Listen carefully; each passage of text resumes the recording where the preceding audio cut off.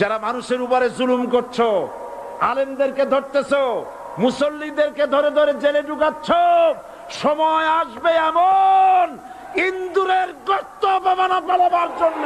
আমি দেখতে পাচ্ছি বাংলাদেশের ভাগ্য আকাশে উত্তর গগনে কালো মেঘ জমা হয়েছে, ঝড়ের পূর্বাভাস লক্ষ্য করছি।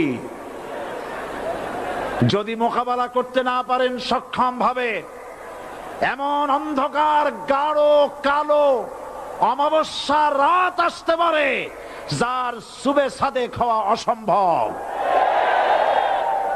সুতরাং আপনারা কি কাপুরুষের মতো কাফের মুশরিকদের গোলামি করে মরতে চান? বিড়ালের মতো 500 বছর বেঁচে থাকার কোনো লাভ নাই। সিংহের মতো 1 ঘন্টা বাঁচতে চাই। আমি বেশি করবা না, 12 কোটিতে গাছের গোড়া আসতে নানা দেবে, মামু বাড়ি দিল্লি গিয়ে পড়বা, বাংলার জমিনে জায়গা হবে না।